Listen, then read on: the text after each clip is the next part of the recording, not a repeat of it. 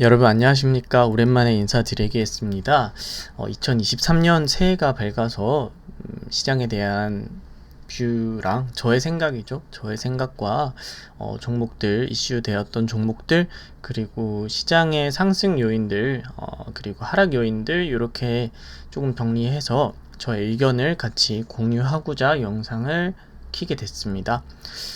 되게 오랜만에 뵙는 분들도 많으실 것 같고 처음 보시는 분들도 있을 것 같은데 저의 개인적인 의견이기 때문에 투자에 있어서 도움만 받으실 뿐이지 절대로 저에게 맹신하거나 이러시면 안 됩니다. 어떠한 사건이 여러분들이 주식시장을 꾸준히 보신 분들이라면 아시겠지만 어떤 사건이 언제 어디서 터질지 모르기 때문에 항상 본인이 공부를 하셔서 꾸준히 자신의 인사이트를 넓혀 나가시는 방법이 최고의 방법이다.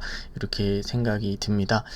제가 주식시장을 여러분들과 거의 한 1년 이상 같이 읽었었고, 지금도 꾸준히 투자를 하고 있습니다만, 언제나 생각이 드는 것은 이것이에요. 아직 대한민국의 주식시장이 그렇게 논리적으로 진행이 되고 있지 않다라는 점을 반드시 고려를 하셔야 됩니다.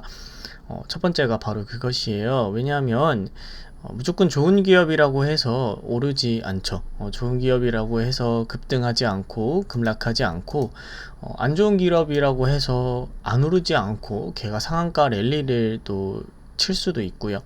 이러한 다양한 지금 포지션을 우리가 보고 있고 직접 느끼고 있기 때문에 투자에 있어서 항상 논리적이지 않다라는 점, 즉 그 논리적이지 않다라는 점은 10일 동안 내리면 다음날에 오릅니까? 그것도 아니라는 것이죠.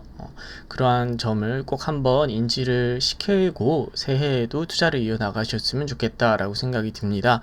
두 번째는 주식시장 같은 경우에는 언제나 준비된 사람만이 먹을 수 있다라는 것입니다. 우리 기회가 언제든지 우리에게 누구에게나 공평하게 찾아오지 않습니다. 전반적으로 경제를 계속 읽으셔야 되고요. 매크로도 읽으셔야 되고요. 그 매크로 속에서 그 기업이 어떠한 기업이 특출 나는지를 꾸준히 읽으셔야지 좋은 결과를 충분히 내실 수 있을 것이다. 그리고 투자의 방향성을 잘 잡을 수 있을 것이다 라고 저는 확신합니다. 그리고 세 번째로는 주식시장 같은 경우에는 절대적으로 내가 어떠한 정보를 얻었을 때 그 정보가 나만 가지고 있는 정보가 아니라면, 예를 들어서 내일 합병을 한다 어떤 회사가, 내가 알게 됐습니다. 그럼 나만 아는 게 아니죠. 그것을 나만 아는 것이 아니기 때문에 그러한 부분을 반드시 고려를 하셔서 선반영 되겠죠. 선반영이 이미 되었을 수도 있고요. 내가 이미 샀을 때는 이미 늦었을 수도 있다라는 것이죠. 절대로 공부를 꾸준히 하시겠지만 결과에 대해서는 절대로 나의 예측처럼 이어지지 않는다라는 점을 가지시고, 오늘은 같이 투자를 해볼까? 내일은 공격적으로 투자를 해볼까? 다음 날에는 단타를 쳐볼까? 이러한 생각을 가지시는 분이 혹시나 계시다면 그것은 옳지 않습니다. 한 가지의 투자 방향성을 정하시고 그것에 대해서 꾸준히 공부를 하시고 자신이 가진 정보가 레어하지 않다라는 점을 인식하시고 정말 정확하게 객관적으로 투자를 이어나가셔야 한다라고 2023년에 덕담이라고 그냥 푼수죠. 어떻게 보면 그냥 말씀을 조금 드리고 싶어서 일단 앞에 영상에 앞서서 좀 정리를 드렸습니다. 네, 이것은 2023년 상반기 코스피 밴드 전망치입니다. 하나증권, 하나투자증권, 이베스트 메리츠, IBK, 신한다올 이렇게 다 예상치가 나와 있는데요. KB증권은 왜 이렇게 되어 있는지 잘 모르겠네요. 신영증권하고 이 친구들 같은 경우에는 상반기가 요거 두 가지를 조금 제외를 하더라도 제 개인적인 뷰로는 2200 초반, 2100 후반 이렇게 저는 보고 있어요. 저는 그냥 이것도 저의 개인적인 사이트입니다. 인사이트입니다. 그래서 참고만 하시면 좋을 것 같고, 전반적인 다양한 증권사에서의 밴드 전망치 같은 경우에는 이렇게 지금 형성이 되어 있다, 이렇게 저는 보고 있고요. 한 2100 단위를 한번 찍을 수는 있을 것이다 라고는 조금 생각하고는 있습니다. 저도 그 정도까지는 준비를 하고 있고, 2000 상저하고라는 인사이트가 계속해서 나오고 있어요. 그죠? 상저하고라고 인사이트가 나오고 있는데, 많은 분들이 아마 이렇게 생각하실 거예요. 지금 2023년 상반기가 현금이 제일 많이 필요할 텐데, 어떻게 보면 상저하고가 맞다면 지금 사야 되는 절호의 찬스가 맞죠. 하지만 지금 뭐 코로나19도 그렇고 작년에 물가 상승도 그렇고 해서 지금 상황이 가장 가게나 모든 다양한 많은 분들이 현금이 가장 많이 필요하실 시기라고 저도 그렇고요. 저도 그렇게 생각하고 있습니다. 그래서 전반적인 전망치를 한번 보시고요. 일단은 증권사별로 전망치는 이렇게 되어 있다라는 점 알고 계시면 좋을 것 같습니다. 제 개인적으로 1분기에는 2150에서 2350 요 정도에 머무르지 않을까 이렇게 좀 개인적으로 생각하고 있고요.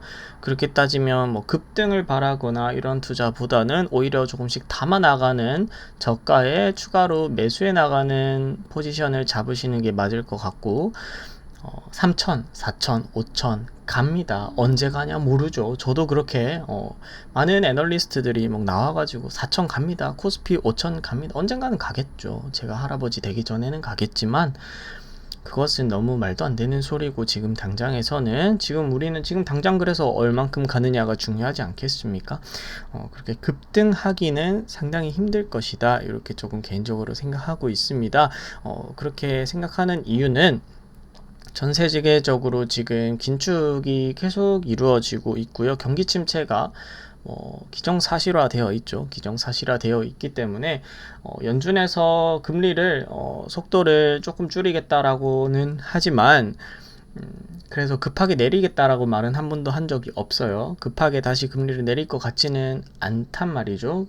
연준이 이제 금리를 가지고 조정하는 게 두 가지가 있는데, 인플레이션과 그리고 경기 침체, 요거 두 가지를 지금 조절을 하는데, 먼저 물가부터 잡겠다 이렇게 선언을 했기 때문에, 물가가 잡히고 난 다음에 경기 침체를 잡겠다라는 뜻은 물가를 잡는 동안에는 경기 침체 가 이루어질 것이니, 물가가 잡고 나면 경기 침체를 잡겠다라는 뜻 아니겠어요? 그 말은 즉슨 물가를 잡고 있겠다라는 그 상황에서는 경기 침체가 꾸준히 가속화될 것이다 라고 보는 게 맞죠. 그렇기 때문에 전체적인 우리는 기업에 투자를 하는 입장에서 경기 침체를 고려를 안 할 수가 없다, 이렇게 개인적으로 생각하고 있습니다. 하지만 이제 외국계 IB 같은 경우 모건 스탠리라든지 JP 모건에서는 2,700, 2,800까지 지금 보고 있어요. 2,700, 800까지 보고 있는데, 한국은행 총재가 강력하게 기준금리는 3.5가 확실하다, 3.5가 적절하다, 확실이라는 말보다는 적절하다라는 말이 맞겠죠.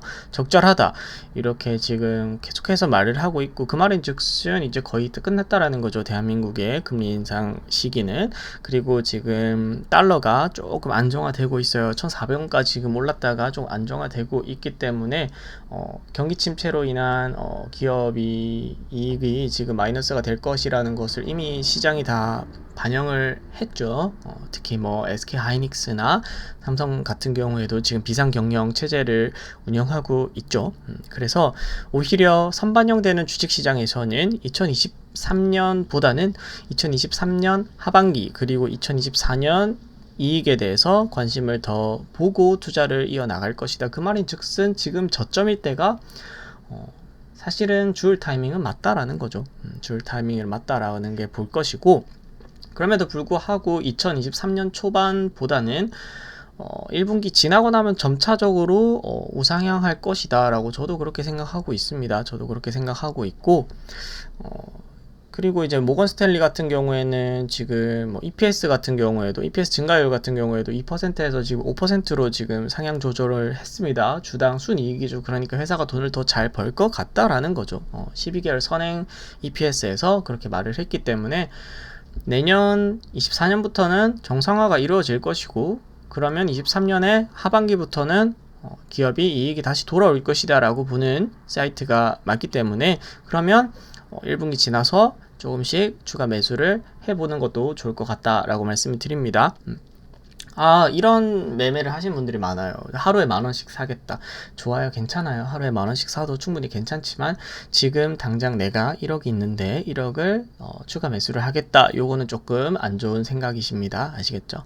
지금 뭐 금리도 좋고 하니까 예적금에 파킹 통장에 넣어 두시다가 조금 있다가 또는 천천히 순차적으로 추가 매수를 하는 것을 개인적으로 추천드리고 있습니다.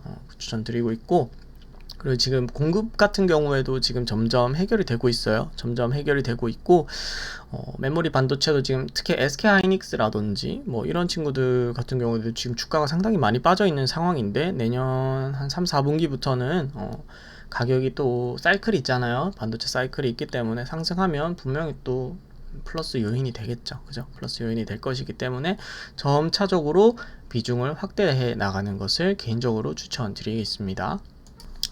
하이닉스 말씀드렸다시피 지금 최저점이에요. 지금 최저점이고 거의 2020년 8월 지금 가격에 지금 와 있죠. 2020년 8월 가격에 와 있기 때문에 지금은 계속 떨어지는 칼날의 모습을 연출을 하고 있습니다만 이제 쉽지 않은 캔들을 만들었어요. 그 다음에 어떻게 될지 모르겠지만 나는 무조건 발바닥에서 잡아야겠다라는 생각은 반드시 버려주시는 게 좋을 것 같고, 조금씩 천천히 SK 하이닉스 충분히 매력적인 지금 가격에 와 있다. 저는 그렇게 생각합니다. 또 매매를 할 수 있는 충분히 매력적인 가격에 와 있다라고 판단이 되어지기 때문에 요 밑으로는 지금 가기가 상당히 힘들 것이다 지금 보이는데, 이 흐름을 깼어요. 지금 이 흐름을 깨졌기 때문에 당분간은 시간이 걸릴 거예요. SK 하이닉스 2023년 상반기에 조금씩 담아보는 거 상당히 저는 좋아 보인다, 이렇게 말씀을 드리겠고요.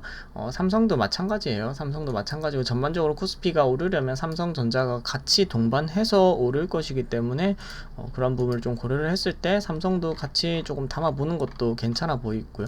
아직 이 저점인 51,800원 이 단위를 지금 아직 가지는 않았습니다. 근데 여기 터치할 가능성은 매우 낮아 보여요. 낮아 보이기 때문에 이 저점에서 이 구간에서는 충분히 매력적으로 담아볼 타이밍이다, 이렇게 개인적으로 생각합니다. 근데 개인적으로 봤을 때는 메모리 반도체 가격이 오른다라고 고려를 가정을 했을 때 뭐 굳이 삼성보다는 하이닉스를 담는 게 오히려 낫지 않겠나, 이렇게 저는 개인적으로 그렇게 생각이 들긴 하네요. 여러분들의 판단에 맡기도록 하겠습니다. 그리고 전반적으로 지금 마지막 날에도 지금 LNF 같은 경우에는 거래량이 또 많이 튀었습니다. 그죠? 거래량이 또 많이 튀어온 상태이기 때문에 결국에는 다시 사이클이, 어떤 업종을 제가 항상 말씀을 드리지만 우리나라 같은 경우에는 아직 논리적으로 설명이 안 돼요. 시장 자체가 논리적으로 설명이 안 되어서 어떤 종목을 외국인 기관이 많이 잡았느냐, 그게 제일 중요한 포인트인 것 같습니다. 그게 중요한 포인트인 것 같기 때문에 지금 LNF를 제일 또 많이 담기는 했어요. 물론 지금 양 자체가 상당히 작고요. 200 선물 인버스를 제일 많이 담았어요. 제일 많이 담아서 배당락 날이었죠. 그죠? 배당락 날이랑 그 다음 날이 이어서 이렇게 엄청난 지금 하락을 이끌어냈는데, 선물 인버스가 지금 상당히 지금 고점에 지금 어떻게 보면 당분간 최근에 이어서는 상당히 고점에 와 있죠. 그죠? 최근에 이어서는 상당히 고점에 와 있고, 그럼에도 불구하고 요 피크까지는 찍지는 않을 거라는 게 제 개인적인 생각이에요. 저는 그렇게 생각하고 있어서 추가적으로 담아볼 예정입니다. 지금은 또 상당히 담아볼 좋은 타이밍이다, 이렇게 개인적으로 판단이 돼요. 하지만 저도 지금은 많은 금액을 한 번에 많이 담고 있지는 않습니다. 절대로 한 번에 많은 금액을 담고 있지는 않고 적절하게 조금씩 담아 나간다, 바스켓을 조금씩 늘려 나간다 라고 말씀을 드릴게요. 제가 작년에 말씀드렸던 것 기억하시는지 모르겠지만 꾸준히 파킹 통장과 1년짜리 예적금을 이용해서 현금을 만드시는 게 좋을 것 같다라는 말씀을 드렸고, 저도 이제 만기가 끝나는 친구들과 파킹 통장에 있던 친구들을 사용해서 담아볼 예정입니다. 그렇게 조금 봐주시면 감사하겠습니다. 그 제외하고는 금액 자체가 많이 담아져 있지는 않기 때문에 29일 거까지는 보는 게 조금 그럴 것 같고, 하고 한 3일치를 보겠습니다. 3일치를 보면 이제 호텔신라랑 한국전력 지금 상당히 많이 지금 또 급등한 상황이고요. 호텔신라, 한국전력, 그리고 하나에어로스페이스 같은 경우에는 이때부터 계속해서 저희랑 같이 봤던 종목이죠. 그죠? 같이 봤던 종목인데 하나에어로스페이스 같은 경우에는 뭐 꾸준히 미래 산업에 투자하는 것이기 때문에 10% 정도는 제가 담아도 된다 이렇게 계속 말씀드렸던 것 같고요. 아모레퍼시픽 같은 경우에는 뭐 상당히 저점에 와 있음에도 이때 말씀을 드렸었는데 15만원 이때 말씀을 드렸었는데 그때 당시에도 공매도가 너무 많기 때문에 좀 담기가 상당히 불편하다라고 말씀을 드렸던 것 같아요. 근데 지금 29일 이번에도 공매도 추이를 보시면 상당히 많은 공매도량을 차지를 하고 있죠. 그죠? 상당히 많은 공매도량이 차지하고 있기 때문에 여러분들이 공매도 때문에 고생을 많이 하신 분들이라면 공매도 법이 지금 뭐 생기니 많이 뭐 만들어야 된다, 안 만든다, 뭐다 이렇게 지금 얘기가 많은데 거기에 목숨을 걸고 우리가 투자할 수는 없잖아요. 그죠? 어떻게 보면 그게 만들어지면 우리한테는 좋지만 내가 영향력을 발휘해서 만들 수 있는 입장은 아니기 때문에 우리는 오히려 지금 상황에서는 피해서 투자를 하는 게 현명하지 않나 저는 개인적으로 그렇게 생각합니다.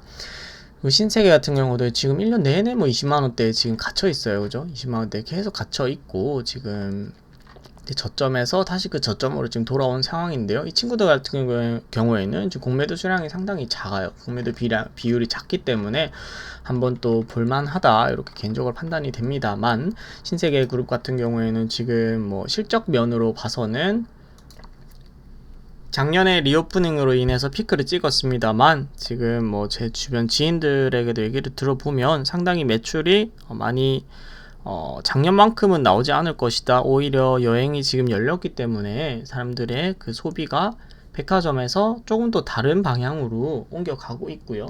그리고 짠테크라고 하죠. 여러분 많은 분들이 지금 돈을 많이 아끼시는 상황이 시작이 되었고 여행을 갈 돈이 있는 사람들이 여행을 가고 있고 물론 면세점이 이제 오픈이 되기 때문에 조금 기대를 해볼만 하지만 전반적인 명품관이라든지 이런 매출이 작년보다 더 많은 상승을 이끌어낼 것이다 라고에 대해서는 저는 퀘스천 마크를 가지고 있습니다. 그런 부분도 같이 고려를 조금 해보시면 좋을 것 같아요. 좀 해보시면 좋을 것 같고 지금 다양한 섹터들을 계속해서 보셔야 된다라고 말씀을 드리는데 다양한 섹터 중에서도 제가 꾸준히 보고 있는 거는 지금 이제 신재생 에너지 같은 경우에도 계속해서 봐야 된다. 미래 산업에 투자를 하고 싶다면 10%에서 15% 넘지 않게 투자를 해야 됩니다. 지금 당장 어떻게 보면 물론 상장된 기업이지만 그냥 쉽게 생각해서 스타트업에 투자를 한다라고 하는 것과 똑같죠. 미래 산업에 대해서 투자를 한다라는 것은 그렇기 때문에 스타트업에 투자를 한다라고 하면 굳이 내가 1억을 가지고 있는데 1억을 다 투자해서 10년, 20년 기다릴 수는 없는 거잖아요. 그죠? 그런 것은 없기 때문에 전체적으로 조금 더 호흡을 길게 가져가신다라는 뜻은 물량을 그렇게 드라마틱하게 크게 가져가면 절대 안 된다. 이렇게 조금 말씀을 좀 드리겠습니다. 그리고 제가 계속해서 말씀을 드렸지만 LG 에너지 솔루션 같은 경우에도 지금 계속 여기 두 분의 이 기회가 지금 계속해서 있었고 저는 개인적으로 지금 조금 내려온다면 또 LG 에너지 솔루션을 담아보는 것은 좋은 방법이다. 좋은 기회가 될 것이다 라고 생각합니다. 정말 제일 담고 싶었을 때가 제가 LG 에너지 솔루션을 제일 담고 싶었을 때가 이때였어요. 근데 참았습니다. 정말 참았고 피어 밸류를 계산을 해봤을 때도 저 때가 거의 맥스치기 때문에 40에서 60 사이가 지금 맥스이기 때문에 40만원이 깨지면 저도 열심히 담아볼 것 같은데 40만원이 깨지기가 힘들 것 같아요. 개인적으로는 급락이 있지 않는 이상 지금 40만원 밑으로 내려오기는 좀 힘들 것 같아서 40만원 초반대부터 소량씩 좀 담아보는 것도 상당히 좋아 보이지 않나? 이렇게 저는 개인적으로 생각하고 있습니다. 저는 그렇게 생각하고 있고요. 지금 전반적인 이제 은행주라든지 금융주라든지 이런 친구들 같은 경우에 지금 배당락 이후로 지금 많이 급락을 했어요. 그죠? 진짜 배당락이라는 게 왜 있는지 모르겠어. 그럼 배당을 왜 주는 거지? 그죠? 그냥 배당을 안 주고 배당락 그것도 안 되는데. 그죠? 배당을 주는 게 당연한 건데 어떻게 보면 기업이 돈을 벌어서 배당을 주는 게 당연한데 배당락이란 거 있으면 그거 왜 하는 거지? 저는 개인적으로 그렇게 좀 생각하는데 anyway 지금 금융주들이 작년에는 조금 좋지 않았어요. 왜 한번 보시면 오히려 좋았어요. 오히려 지금 뭐 주봉으로 볼까요? 작년에는 2021년이 더 좋았습니다. 지금 보시다시피 증권주 같은 경우에는 왜? 그때 동학개미 운동으로 인한 투자가 엄청나게 올랐기 때문이죠. 그죠? 지주사들 같은 경우에도 지금 금융기업 같은 경우에도 지금 근데 작년에는 오히려 좋지 않았어요. 2022년에는 오히려 좋지 않았단 말이죠. 왜 안 좋았냐? 2022년에 예적금 금리가 많이 올라서 그럼 지주사들은 더 많이 올랐어야 되는 거 아니냐? 라고 생각하실 수도 있는데 KB금융 같은 경우에도 지금 4월, 5월 이제 자이언트 스텝 할 때부터 계속 안 좋아졌습니다. 즉 선반영이 이미 다 되었다라는 거죠. 우리가 이제 역사를 통해서 공부를 할 수 있다라는 거예요. 고금리가 시작된 것은 7월, 8월, 9월 이후부터인데 그러면 그때부터 은행 뭐 특판이 나오고 5%짜리 뭐 6%짜리 7%짜리가 나오기 시작했던 것은 분명히 있던데 근데 그때는 지금 하락한 게 보이시죠? 신한지주도 마찬가지입니다. 지금 7월, 8월 이후에 지금 힘을 못 쓰고 있다라는 겁니다. 증권주 같은 경우에는 잘 됐을 때 21년 이때 아주 좋다가 바로 처박는 모습을 지금 볼 수가 있어요. 지금 계속해서 20년 10월 이때부터 계속 좋았습니다. 오히려 급락하고 나서부터 증권주들이 제일 먼저 지금 급등을 했거든요. 보시다시피 이후에 2021년 또 좋았잖아요. 시장이 좋았잖아요. 그죠? 그래서 선반영 되는 것을 계속 우리가 차트를 통해서 공부를 할 수 있다. 여기가 뭐 포인트다, 매수 포인트다, 매도 포인트다. 그런 거 없습니다. 그런 거 절대 없고 우리가 과거를 통해서 이렇게 공부를 함을 통해서 미래를 예측하는 방향으로 계속 공부를 해 나가시면 여러분들의 투자에 아주 도움이 될 것이다. 이렇게 조금 개인적으로 말씀을 드리겠습니다. 다양한 종목들도 지금 계속 저도 새해에 있어서 계속해서 발굴을 해내려고 지금 노력 중인데 시장 전반적으로 좀 좋지 않기 때문에 어떤 종목을 봐도 지금 좋아 보이는 종목은 없는 것 같아요. 개인적으로 좋아 보이는 종목은 없는 것 같고 오히려 그래서 지금 당장 1월부터 좋아질 것보다는 오히려 4월, 5월 이때부터 무조건 좋아질 것 같은 것이 어떤 것이 있느냐, 코로나 종식 이후에 어떤 것이 있느냐를 좀 고민을 한다면 여러분들이 충분히 좋은 종목을 잡을 수 있지 않을까 이렇게 생각이 듭니다. 오히려 뭐 항공주라든지 이런 친구들도 리오프닝 기대로 이만큼 올랐지 제대로 리오프닝 안 됐기 때문에 다시 조금 안 좋은 부진한 상황을 일으키다가 다시 또 지금 하락을 했어요. 아시아나항공도 지금 매우 낮은 상황에 있고요. 지금 진에어도 마찬가지고 제주항공도 마찬가지고요. 그렇기 때문에 오히려 이 친구들이 6월, 7월 되면 어떻게 될 것인지 한번 생각해 보시고 그때부터는 명확하게 더 좋아질 것이다 라는 확신이 있다면 그때부터는 투자를 하면 또 좋겠죠. 그죠? 그때부터 또 투자를 이어나가면 좋겠다. 이렇게 좀 생각이 들어요. 그리고 여러분들의 마지막으로 볼 종목은 여러분들의 뼈아픈 손가락이죠. 많은 분들이 가지고 계시는 셀트리온이라든지 셀트리온 헬스케어라든지 지금 이 친구들 같은 경우에는 거의 지금 하방에 와 있습니다. 거의 제일 낮은 가격에 지금 와 있는 상황이고 전반적으로 공매도 수량도 지금 셀트리온 헬스케어 같은 경우는 비중이 계속 두 자릿대로 계속 공매도가 나오고 있기 때문에 공매도의 힘이 지금 상당히 강한 종목들이지 않나 이렇게 생각이 들고요. 저는 아직까지도 의문사항인 게 셀트리온 제약이 아직도 헬스케어보다 비싸다라는 게 신기할 따름이다. 뭐 요 정도까지만 말씀드리겠습니다. 신기해요. 아무튼 셀트리온이란 기업 같은 경우에는 당분간은 뭐 흐름이 그렇게 좋아 보이지는 않아요. 개인적으로 봤을 때는 당분간 흐름이 좋아 보이지는 않고 전체적인 이 잡음들이 너무 많아요. 기업의 잡음들을 해결을 하고요. 물론 이제 좀 있으면 정기 주주총회도 하겠지만 잡음들이 해결이 되고 쓸데없는 이야기를 종식을 시키고 그리고 원래 작년 말까지 합병을 완성하겠다라고 했지만 그 얘기도 지금 지켜지지 않았고 전체적인 ESG 경영에 있어서 지금 뭐 잘 안 되는 것 같고 이는 뭐 잘 될 수도 있지만 경영자 입장에서 지금 리스크가 상당히 있어요. 어떻게 보면 지금 한 말을 주주들과 약속을 못 지키고 있는 상황이죠, 어떻게 보면. 그래서 단기적으로 급등할 수 있는 자리는 절대 아닙니다 라고 저는 개인적으로 생각해서 여러분들의 위치 상에서 이런 흐름을 잘 타야 돼요. 상승 흐름 한번 타야 되는데 지금 상승 흐름을 탈 때마다 꺾어 내리는 지금 상황이 계속 연출이 되고 있잖아요, 그죠? 상승 흐름을 탈 때마다 꺾어서 지금 내리고 있기 때문에 8월 이후로 지금 헬스케어 같은 경우도 정신을 전혀 못 차리고 있는 상황이고, 그죠? 그때 8월에 공매도량이 어마어마했고요. 지금도 지금 꺾였는데도 불구하고 공매도가 꾸준히 두 자리 이상 지금 쳐져 있는 상황이라면 차트도 지금 오히려 다 지금 하락을 하고 있죠. 돌아서는 입장에서 그때 가서서 추가 매수해도 됩니다. 지금 굳이 배 아프게 매수 안 해도 됩니다. 이런 종목들은 물론 이 기업이 절대로 나쁜 종목이 아니에요. 돈도 잘 벌고 대한민국에서 넘버원 바이오 시밀러 기업인 것은 확실합니다만, 그럼에도 불구하고 전체적으로 너무 지금 상황은 좋지 않은 상황이다라는 말씀을 조금 간단하게 드리고 마무리하도록 하겠습니다.